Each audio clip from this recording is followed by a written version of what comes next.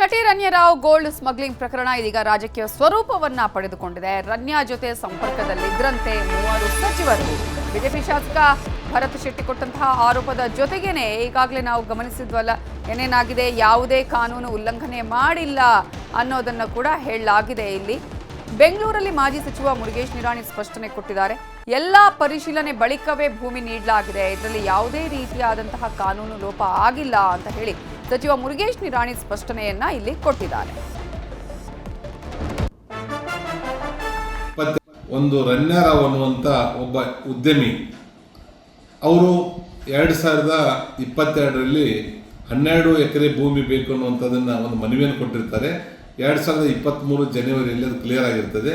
ಆ ಸಂದರ್ಭದಲ್ಲಿ ಕೈಗಾರಿಕಾ ಸಚಿವನಾಗಿ ನಾನು ಆ ಚೇರ್ಪರ್ಸನ್ ಆಗಿರ್ತೇನೆ.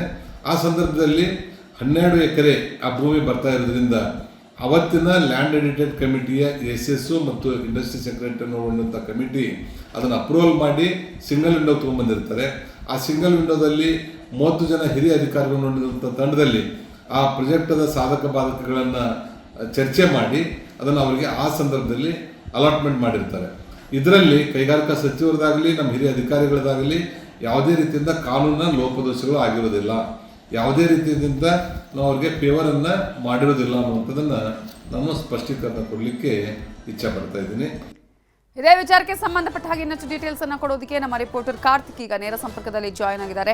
ಕಾರ್ತಿಕ್, ಈಗಾಗಲೇ ಗೋಲ್ಡ್ ಸ್ಮಗ್ಲಿಂಗ್ ಪ್ರಕರಣಕ್ಕೆ ಸಂಬಂಧಪಟ್ಟ ಹಾಗೆ ಈಗಾಗಲೇ ಇದು ರಾಜಕೀಯ ಸ್ವರೂಪವನ್ನ ಪಡೆದುಕೊಂಡಿದೆ. ಒಂದ್ ಕಡೆ ಕಾಂಗ್ರೆಸ್ನವರು ಇದು ಬಿಜೆಪಿ ಕಾಲದಲ್ಲೇ 12 ಎಕರೆ ಕೆಆರ್ಡಿಬಿಯಿಂದನೇ ಮಂಜೂರು ಮಾಡಿದ್ದು ಅಂತ ಹೇಳಿದ್ರೆ 3 ಸಚಿವರು ಇದರಲ್ಲಿ ಭಾಗಿಯಾಗಿದ್ದಾರೆ, ಅವರ ಹೆಸರು ತಳುಕು ಹಾಕಿಕೊಂಡಿದೆ ಅನ್ನೋದು ಬಿಜೆಪಿಯ ಮಾತು. ಒಟ್ಟಾರೆಯಾಗಿ ಈ ಪ್ರಕರಣದಲ್ಲಿ ಕಾಂಗ್ರೆಸ್ ಬಿಜೆಪಿ ಎರಡೂ ಪಕ್ಷದವರು ಇದ್ದ ಹಾಗೆ ಕಾಣಿಸ್ತಾ ಇದೆಯಾ, ಹೇಗೆ?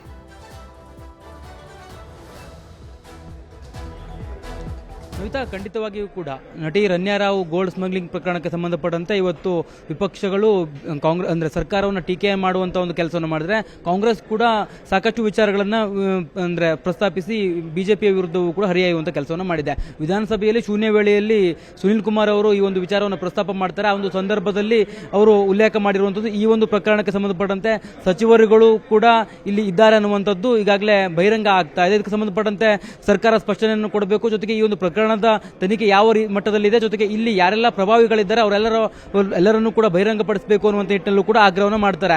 ಅದರ ಜೊತೆಗೆ ಅಲ್ಲಿ ಈ ಒಂದು ಸುನೀಲ್ ಕುಮಾರ್ ಈ ಒಂದು ವಿಚಾರವನ್ನು ಪ್ರಸ್ತಾಪಿಸಿದ ಸಂದರ್ಭದಲ್ಲಿ ಗೃಹ ಸಚಿವ ಪರಮೇಶ್ವರ್ ಅವರು ಕೂಡ ಸಬೂಬನ್ನು ಕೊಡ್ತಾರೆ. ಇದು ತನಿಖಾ ಸಂಸ್ಥೆ ಆಗಿರುವಂತಹ ಸಿಬಿಐ ಮತ್ತು DRI ಅಧಿಕಾರಿಗಳು ತನಿಖೆಯನ್ನು ಮಾಡ್ತಾರೆ. ಇಲ್ಲಿ ನಮಗೆ ಯಾವ ರೀತಿಯ ಮಾಹಿತಿಗಳು ಕೂಡ ಇಲ್ಲ, ಪತ್ರಿಕೆಯಲ್ಲಿ ಬಂದಿರತಕ್ಕಂಥ ಮಾಹಿತಿಯನ್ನಷ್ಟೇ ನಾವು ನೋಡಿಕೊಂಡು ಹೇಳ್ಬೋದು ವಿನ ನಮಗೆ ಯಾವುದೇ ರೀತಿಯ ಮಾಹಿತಿಯನ್ನು ಅಧಿಕಾರಿಗಳು ಕೊಟ್ಟಿಲ್ಲ ಅನ್ನುವಂಥ ಮಾತನ್ನು ಕೂಡ ಹೇಳ್ತಾರೆ. ಅದಕ್ಕೆ ಮಧ್ಯಪ್ರವೇಶವನ್ನು ಮಾಡಿದಂಥ ಅಶೋಕ್ ಅವರು ಅಂದ್ರೆ ಈ ಒಂದು ನಟಿಗೆ ಎಸ್ಕಾರ್ಟ್ಗಳನ್ನು ಕೊಡಲಾಗ್ತಾ ಇತ್ತು, ನಮ್ಮ ಪೊಲೀಸರು ಹೋಗಿ ಅವರನ್ನ ವಿಮಾನ ನಿಲ್ದಾಣದಿಂದ ಕರೆತರುವಂತಹ ಕೆಲಸಗಳನ್ನು ಮಾಡ್ತಾ ಇದ್ರು ಅನ್ನುವಂಥ ರೀತಿಯಲ್ಲೂ ಕೂಡ ಅವರು ಪ್ರಸ್ತಾಪವನ್ನು ಮಾಡ್ತಾರೆ. ಅದರ ಜೊತೆಗೆ ಈಗಾಗಲೇ ಬಿಜೆಪಿಯ ನಾಯಕರುಗಳು ಈ ಒಂದು ವಿಚಾರವನ್ನು ಮುಂದಿಟ್ಟುಕೊಂಡು ಸರ್ಕಾರದ ಸಚಿವರುಗಳ ಪಾತ್ರವೂ ಕೂಡ ಇದೆ ಅನ್ನುವಂಥ ಒಂದು ಆರೋಪವನ್ನು ಮಾಡ್ತಾ ಇದ್ದಾರೆ.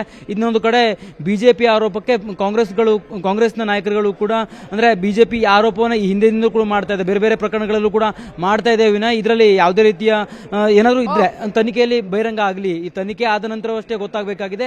ತನಿಖೆಯಲ್ಲಿ ಬಹಿರಂಗ ಆದ ನಂತರದಲ್ಲಿ ಸಚಿವರುಗಳ ಹೆಸರು ಬೇಕಾದ್ರೆ ಪ್ರಸ್ತಾಪ ಆಗಲಿ, ಅದರ ಹೊರತು ಇಲ್ಲಿ ಯಾವುದೇ ಕಾರಣಕ್ಕೂ ಕೂಡ ಬಿಜೆಪಿಯವರ ಟೀಕೆಯನ್ನು ನಾವು ಒಪ್ಪೋದಿಲ್ಲ ಅನ್ನುವಂಥ ರೀತಿಯಲ್ಲೂ ಕೂಡ ನಾಯಕರುಗಳು ಅಂದ್ರೆ ಪ್ರಸ್ತಾಪವನ್ನು ಕೂಡ ಮಾಡ್ತಾ ಇರುವಂತದ್ದು. Namita, thank you Karthik ಡೀಟೇಲ್ಸ್ಗೆ.